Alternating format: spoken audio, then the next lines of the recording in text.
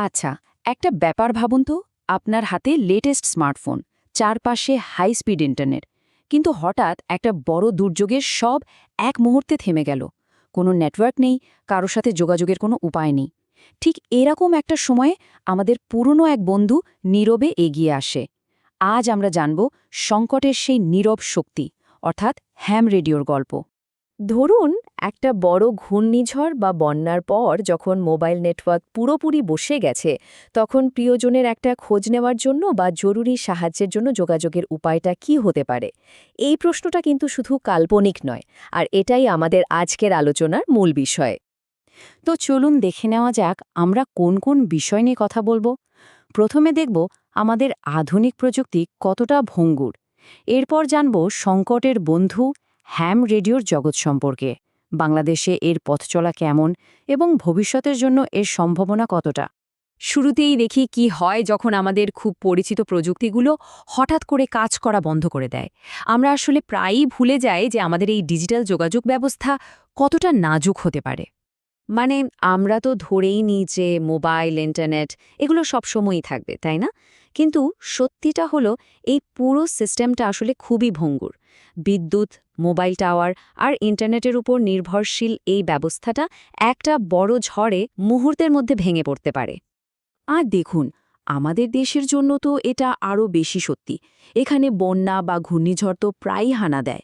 তখন কি হয়, হয় বিদ্যুৎ চলে যায়, নয়তো মোবাইল টাওয়ারগুলো ক্ষতিগ্রস্ত হয়, আর সঙ্গে সঙ্গে পুরো যোগাযোগ ব্যবস্থাটাই কিন্তু ভেঙে পড়ে।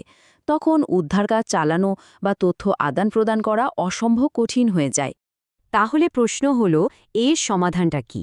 যখন সবকিছু ফেল করে, তখন এক নির্ভরযোগ্য বন্ধু হিসেবে সামনে আসে অ্যামেচার বা হ্যাম রেডিও।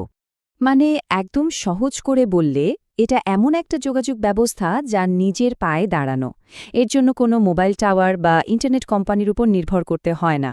যারা এটা ব্যবহার করেন, মানে হ্যাম অপারেটররা, তারা নিজেদের যন্ত্রপাতি ব্যবহার করে সরাসরি একে অন্যের সাথে কথা বলতে পারেন।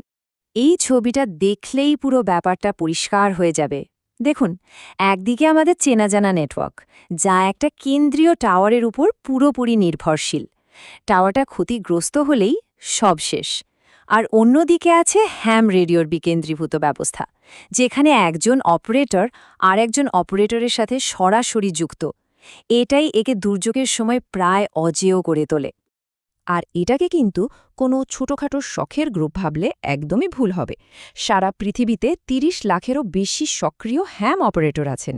ভাবা যায়, এরা সবাই মিলে একটা বিশাল আর শক্তিশালী গ্লোবাল নেটওয়ার্ক তৈরি করে রেখেছেন। আচ্ছা, হ্যাম রেডিও শুনলে অনেকেই হয়তো ভাবেন যে এটা শুধু কথা বলার একটা মাধ্যম, কিন্তু ব্যাপারটা মোটেও তা নয়। এর জগৎটা আসলে অনেক বড় আর প্রযুক্তিগতভাবে অনেক বেশি অ্যাডভান্সড। এর অপারেটররা শুধু কথাই বলেন না, তারা মোর্স কোড ব্যবহার করেন, ডিজিটাল ডেটা পাঠান, এমনকি স্যাটেলাইটের মাধ্যমেও যোগাযোগ করেন। আরও মজার ব্যাপার হলো, তারা চাঁদের পিঠকে আয়নার মতো ব্যবহার করে রেডিও সিগন্যাল পাঠিয়েও গবেষণা করেন। মানে এটা পুরোপুরি একটা সায়েন্টিফিক ফিল্ড। আর এটাই এর সবচেয়ে বড় শিক্ষামূলক দিক। মানে একজন হ্যাম অপারেটর হতে গেলে রেডিওর টেকনিক্যাল ব্যাপারগুলো হাতে কলমে শিখতে হয়, যা নতুন প্রজন্মের জন্য প্রযুক্তিগত দক্ষতা অর্জনের একটা চমৎকার সুযোগ তৈরি করে দেয়। শুনলে অবাক হতে হয়, এই শখের কমিউনিটির মানুষজন নিজেদের ছোট ছোট স্যাটেলাইট, যেগুলোকে কিউবস্যাট বলে, সেগুলো তৈরি করে মহাকাশে পাঠাচ্ছেন। এটা থেকেই বোঝা যায় যে এই কমিউনিটির মধ্যে ইনোভেশন বা উদ্ভাবনের স্পৃহাটা কতটা শক্তিশালী। বাংলাদেশেও কিন্তু এমন উদ্যোগের কথা শোনা যাচ্ছে। তো চলুন এবার আমাদের দেশের প্রেক্ষাপটে বিষয়টা দেখি। বাংলাদেশের গুরুত্ব কতটা আর কিভাবে এই জগতের একজন অংশীদার হওয়া যায়। দেখুন, আমাদের দেশটা তো ঘূর্ণিঝড় আর বন্যার জন্য বেশ পরিচিত। এরকম একটা জায়গায় নির্ভরযোগ্য যোগাযোগ ব্যবস্থা থাকাটা যে কতটা জরুরি তা আর বলার অপেক্ষা রাখে না। যখন সব মোবাইল নেটওয়ার্ক বন্ধ হয়ে যায়, তখন একজন হ্যাম অপারেটরই পারেন জরুরি খবর পৌঁছে দিতে বা উদ্ধার কাজে সাহায্য করতে। আর এই জগতে ঢোকাটা কিন্তু খুব কঠিন কিছু নয়। বাংলাদেশ টেলিযোগাযোগ নিয়ন্ত্রণ কমিশন, মানে বিটিআরসি, একটা পরীক্ষার মাধ্যমে লাইসেন্স দিয়ে থাকে।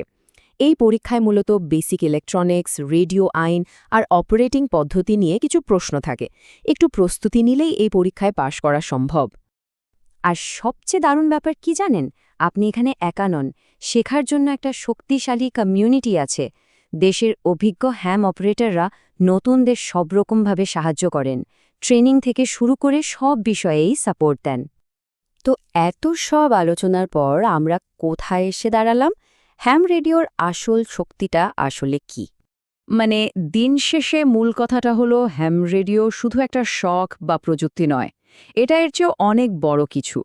এটা দুর্যোগের সময় মানুষের পাশে দাঁড়ানোর একটা মানবিক দায়িত্ববোধ, আর একই সাথে বিজ্ঞান আর উদ্ভাবন চর্চার একটা দারুণ প্ল্যাটফর্ম। প্রযুক্তির এই যুগে আমরা যখন আরও বেশি একে অপরের ওপর নির্ভরশীল হয়ে পড়ছি, তখন এরকম একটা স্বয়ংসম্পূর্ণ আর নির্ভরযোগ্য যোগাযোগ ব্যবস্থার গুরুত্ব কিন্তু অনেক। তো প্রশ্নটা থেকেই যায়, ভবিষ্যতের চ্যালেঞ্জগুলো মোকাবিলা করার জন্য আমরা কি এই নীরব শক্তিকে ঠিকমতো চিনতে আর কাজে লাগাতে পারব?